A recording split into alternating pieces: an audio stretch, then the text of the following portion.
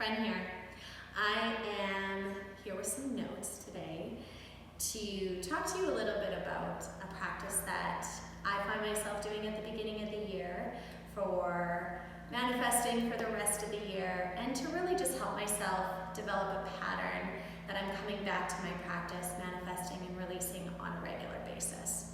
So as some of you may already know, Pure Living Yoga does focus on the new moon and the full moon cyclically and the qualities that live within each of them. So if you weren't able to join us last night and join Carla in practice, no worries. Here's a practice that you guys can do at home, really simply in your own bodies in whatever space you have. And here's some suggestions that are going to help you to just be able to feel super grounded in this time within this earth sign. So a few notes that I have is, if you're going to focus on a very specific area of your body, we want to be focusing on the root chakra. So that's at the base of your spine. So the qualities within your root are that sense of security, sense of belonging, sense of safety, and also our worldly purpose in relation to our immediate family is also what lives here. So if you take a look at the world right now, all of these senses of belonging, safety, security have been quite disrupted. So what's nice about this being our first new moon of the year is that we can start to really focus on the roots and our foundations and growing throughout the rest of the year through that space. So when you're making manifestations, as we do recommend during new moons, the energy helps us to be able to propel our path and clear our path forward. So when you're making your manifestations, think of them as long-term goals. So between now and June 24th, which is when we have our full moon in Capricorn, what is it that you would like your life to feel like, to look like? How do you want your mind and your body to be present in it? And start to consider some of the qualities and the emotions that are important to you, that if you were able to feel in a certain way come June, what would that be? What would it take for you to feel in that way over these next 6 months? So I have some suggestions for you, some guides, if you will. So to prepare for your grounding practice, I would recommend having just some grounded senses around you. So maybe that's incense in the form of, say, patchouli or frankincense. These are two of my favorite blends when I'm helping myself ground. Grounding foods. So this is like your stews, your soups, your root vegetables. These are all great preparatory ways of entering into a practice that's going to help you expand that sense of grounding in your body. And it's important, if we're going to be manifesting or creating goals or visions within that realm of grounding, we need to feel it physically and embody it in our body first. Make sure you're in a warm environment. If that means actually just going into your bathroom and turning on the shower and making sure it's nice and steamy and warm, or actually doing this practice in the bathtub, highly, highly recommended. Just make sure you have, a towel nearby, so as you're journaling in whichever book that you have for your manifesting, I would recommend having a separate journal for it. It just helps me to stay organized. Whatever works for you, obviously go with that, but make sure you have things handy so that you're not wrecking your pages with water if you do practice in the bathtub. Now, alternatively, if you are going to be, let's say, out of a humidity-based environment, then I recommend grabbing either a weighted blanket, or if you have sandbags, or something that's just going to help you feel grounded and heavy in your pelvis. This is also going to help you suss out the internal information that's going to help you feel more grounded in the future in these next coming months. So when you are coming into a seated position, if you are doing this, in an environment in your little studio space at home, come into a wide-legged position. Again, remember our root is at the base of our spine, so you want to make sure that you have some awareness in your pelvic floor muscles. We want these muscles to be relaxed, but we also want to make sure that that rotation of the pelvis is in a way that isn't going to distract us when we're in our meditation. So for me, taking like a wide saddle-like position, propping myself up on a bolster, and then taking those sandbags and placing them right close so that I'm feeling really deeply weighted and grounded. I no longer have to work for that sense of grounding. Now I can just basically stay within my plumb line as if I'm floating in space. I feel very rooted, very secure in the ground, and if you're going to manifest grounding in your future, you need to embody it first. So this is the position that I would recommend. So if you're skipping your asana practice, as many of us working through our asanas, it's like, well, I need a teacher present. That's okay. You can still practice other things at home without having a teacher present. So I'm going to take you through a pranayama practice. It's just going to take a couple minutes, and very simply, even if you're watching this video and you're like, ooh, I need to save it so I can go back, you'll probably remember it. So once you're in your seated position or your lying down bathtub position, you're going to, at the very least, make sure that the majority of your weight is seated in the hips, right at that root. You're going to bring your eyes to close, make sure the head is stacked right at the top of the spine, so pull the base of that skull back.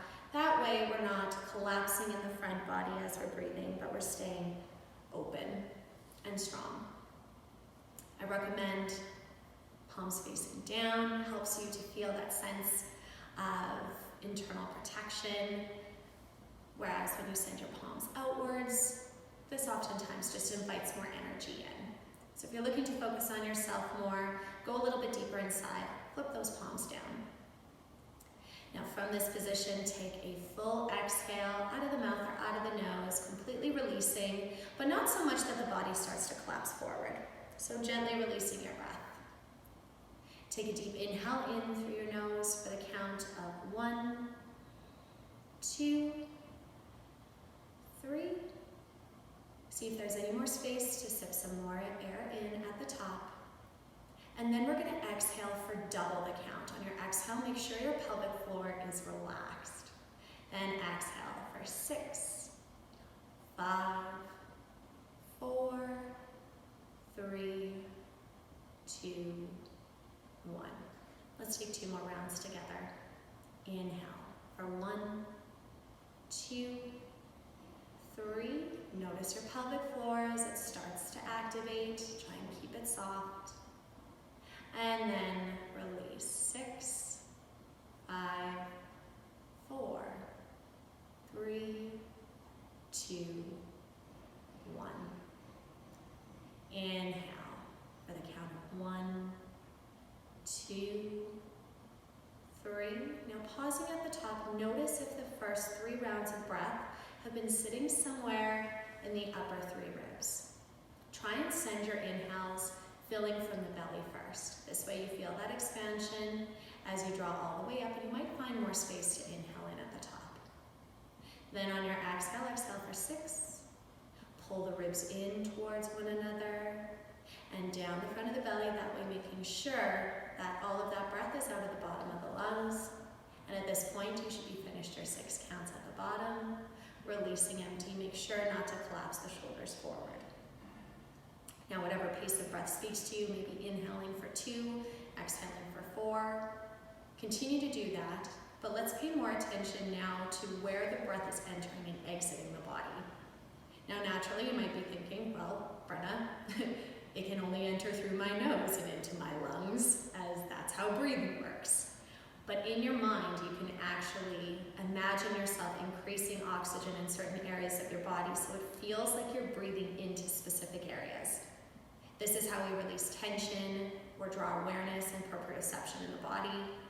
It also helps us to start to slow down that breath, taking deeper inhales and deeper exhales. So because we're focusing on the root, relax your pelvic floor, and I want you to imagine that you're actually inhaling from the base of your spine, from your coccyx. If you can imagine the breath on your inhale, riding all the way up, circling the spine, all the way through to the crown of the head and slightly above. Then on the exhale, allow for the breath to exit all the way down through the root once again. If you can imagine yourself and your body or physiology as a coffee carafe, let's say. You've opened up the spout, to inhale in all the way from the bottom, all the way up. And then you've exhaled to release all the way out of that spout, all the way down. Keeping it simple, keeping your mind focused on visualizing your breath and your counts in your breath. Now there's going to be other conversations happening in your mind here. Don't panic. Yes, you are still meditating, and no, the mind does not stop. But we want to give the monkey mind something to focus on.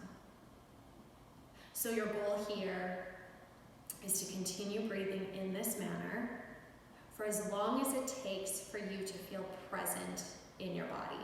So the way that you know this to be the case is that you start to notice the twitches as your body relaxes.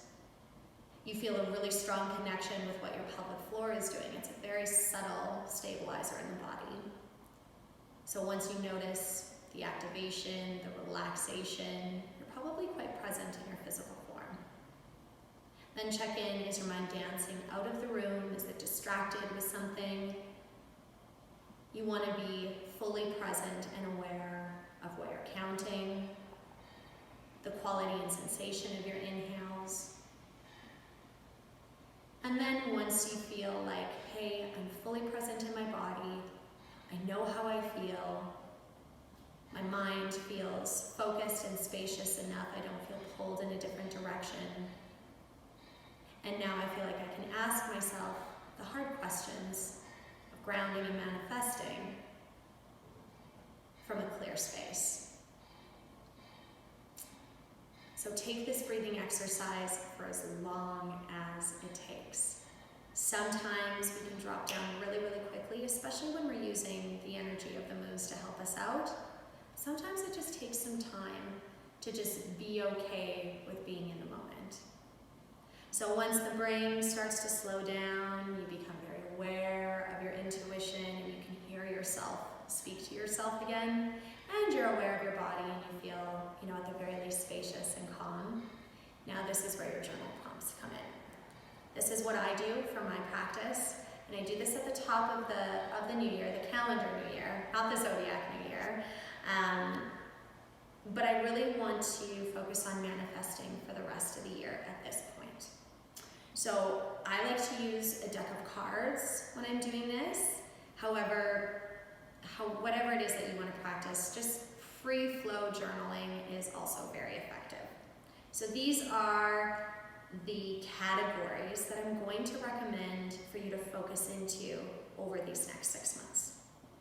So category number 1, love and intimacy.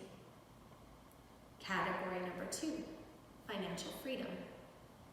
Category number 3, friends and family. Category 4, creative expression. So what it is that you're manifesting out into the world that is very unique to you, your creative expression in the world. And then the 5th one is shadows. So your spiritual growth, overcoming the hooks and the holds that are personal to us, our karmas, and our experiences when we're earthside. So once you have those categories written down, this is where your meditation starts. Start with asking yourself, how do I actually want to feel in these specific categories? Then take it from there. What would it take for me to feel the way that I would like to feel it over the next 6 months in these specific categories? Are there daily tasks that I can do to help myself to feel in this way? Keep in mind, if you wish to feel some way, yogis, it's a practice. We need to practice into it and create environments that are going to help us connect with that sensation. So for me, the words that I had chosen for myself between now and 6 months from now, in love and intimacy, I'm seeking peace and passion. Financial freedom, abundance and excitement. And these are very specific sensations to me, so make sure that when you're choosing words, that you're like, okay, yeah, this is the word that I need to use. This one really wakes me up and I feel connected to the moment and present when I feel this way. So words that work for you. For friends and family, belonging and connection. I really want to grow this area in my life. Creative expression, I want to feel groundedness and have healing manifest through this. So this is very personal to my line of work, being a teacher. For me to feel really deeply connected to that creative expression, it's when we start to see students really taking their autonomy and power back in their life and feeling as though they have a place, they belong, they're excited, they're passionate. Now, obviously life has its highs and lows, but it is important that, for me personally, that healing is taking place in consideration to creative expression.